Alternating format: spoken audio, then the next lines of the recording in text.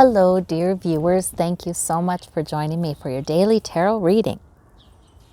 I always ask you to choose the stone that draws you, the one that really resonates with you, and we'll do a golden nugget card at the end for further clarification. Okay, so we will begin. For those of you who chose the citrine, the light sure catches that one, huh? We have the 9 of coins, the 8 of cups, the 3 of wands. These are daily kinds of things, or this time in the week. We don't have any major arcana here, but they're really pleasant ones. The 9 of coins is sort of enjoying what you have. Maybe you're enjoying the outdoors. Maybe you're enjoying some physical, sensual pleasures. You're enjoying perhaps some luxuries, but you're sitting pretty anyway. And we have the 3 of wands that is sort of waiting for your ship to come in. You're looking out in positive expectation that your cargo is almost here. You know, you've invested effort. The 8 of cups. Now the 8 of cups is interesting. If you're not feeling either of these right now, the 8 of cups is your answer then. That is about taking some time apart, some time to reflect, some time to listen to your intuition. There's the moon. She's facing the moon. So in other words, getting in touch with some of the deeper mysteries inside. Just feeling. Feeling, where are you right now? What's your emotions? What are your emotions really? You know, sometimes we see these lovely cards like this and we can't feel it. We can't feel that positive emotion. And it's because maybe there's some muddiness, some murkiness, and we see that moon. A lot of times that moon is coming to sort of guide us through a murky, poorly lit kind of internal landscape. And so it's okay though, because that 8 of cups does hold a lot of promise. And perhaps taking a little time and identifying how you do feel now and asking source, asking your higher self to, you know, identify for you what it is your wish, what your wish is. Because the 8 of cups, after the 8 of cups comes the 9 of cups, which is the wish card. What do you wish today? And it may not be that you need any kind of big answer. Again, these are not major arcana. It might just be that you need to know a little bit about what's going on with you today. And then you can have these really terrific feelings. Sometimes it's a reassurance that you are doing well. You are doing well.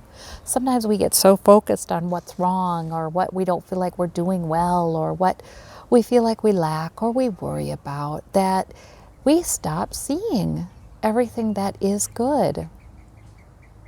And we stop seeing that we actually are sitting pretty.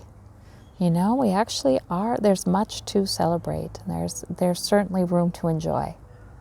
So that's a terrific set of cards. Okay, for those of you who chose the multicolored point, we have the Wheel of Fortune. Oh my goodness. We just got this. In a recent reading, the Ace of Cups, the 7 of Wands. So that Wheel of Fortune, that's about a new beginning coming in. A new beginning ready to start. The wheel is ready to turn. And I think you know it. You already have the seeds of this new beginning because you're standing your ground with it. Maybe you are making a change. Maybe it's even just a change in how you're approaching something, a change in your perspective, a change in your beliefs. Maybe it's a boundary you've set. Maybe it's even, you know, I'm daring to believe that this can be different and I'm going to figure out how. But the 7 of Wands suggests you stand your ground. You stand your ground with it. You've got a new goal, the wand in hand. And even if other people come at you with their, no, this wand isn't more important, that goal is more important, or my perspective, or I don't agree with your perspective, or I'm going a different way. Really, wands are about which way we're going. I'm going a different way. It's okay. They can go a different way with this. They can have a different perspective. They can have a different goal. But guess what? You can too. You can too. And then we've got the Ace of Cups. That's a spiritual nourishment. That's Source providing all of the hopefulness you need, all the comfort, all the strength, a positive emotion that you need. And it can be a peak emotional experience like joy. So that wheel, there's something good coming in and you just can feel it. You may need to stand your ground, but you're capable of that. You're doing it. So, those are very hopeful cards. Nice cards. And it's nice to get that Wheel of Fortune because it's sort of like, oh, this is what I'm supposed to be doing now. Good. For those of you who chose the pink stone, we have the Justice card. We have the Page of Coins. We have the Queen of Swords. So, the Justice card. Now that's about having things balanced, fair. There may be more fairness coming in with greater security. Maybe something's been unfair to you financially, or regarding health, or regarding any kind of practical thing that increases your security, your wealth, your health. So maybe there's a new beginning, something that's bringing in greater fairness. And the Queen of Swords, you know, look at that Justice card. She has that sword right there, the Sword of Justice. And you know, Lady Justice is blind and impartial, and the truth is the truth is the truth. The law is the law is the law. It doesn't matter who's the person in question. It's always the same. And the Queen of Swords, she loves the truth. She loves the facts. She loves the analysis that is just simply black and white and logical. She loves that. So that Queen of Swords energy, it must be, you may be really playing a very active part in establishing some justice. You may be feeling like it's time to speak it out, to stand on the truth, to say, you know what, this is just the way it is. And maybe other people don't like to admit that. Maybe they don't like to see that. But maybe it's the time. You know, sometimes that Justice card comes up when it's just time for that kind of reckoning. It's kind of hanging over someone. It doesn't have to be a bad thing. It's an establishment of balance.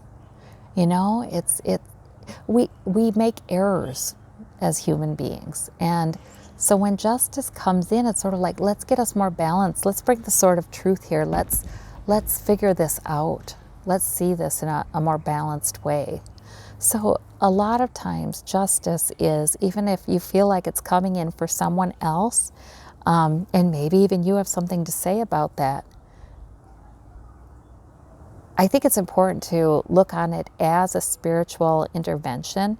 It is about evening things out again, you know? So it's good, it's good.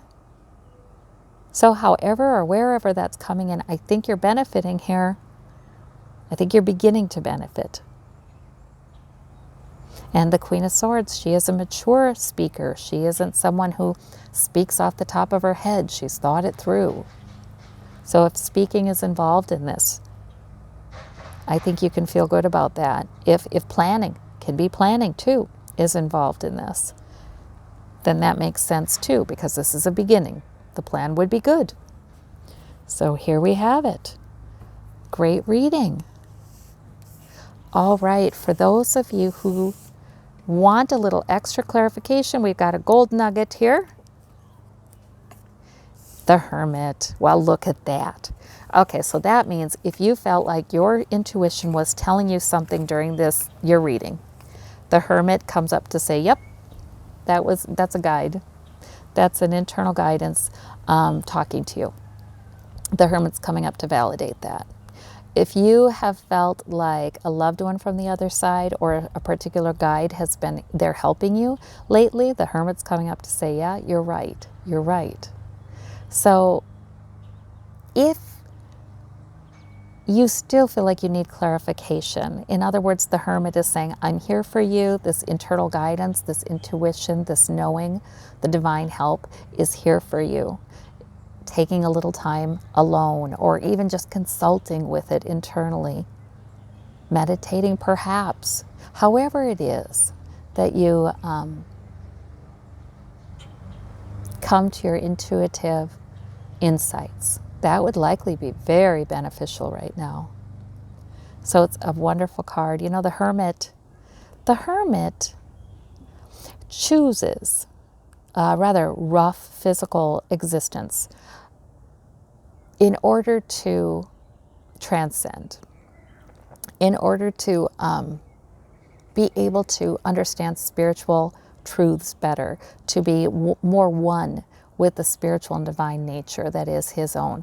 So the Hermit is not uncomfortable. The Hermit is not lonely. The Hermit is closer to spirit and more fulfilled being a hermit. So now there's some interesting perspective there too. Sometimes nothing can change in our external lives, but we can change. And we can tap into an internal spring of strength, peace. So the Hermit may be helping you to do that. Oh, all right. Well, have a wonderful, wonderful day. I hope it's a great one, and we'll talk to you soon. Bye-bye.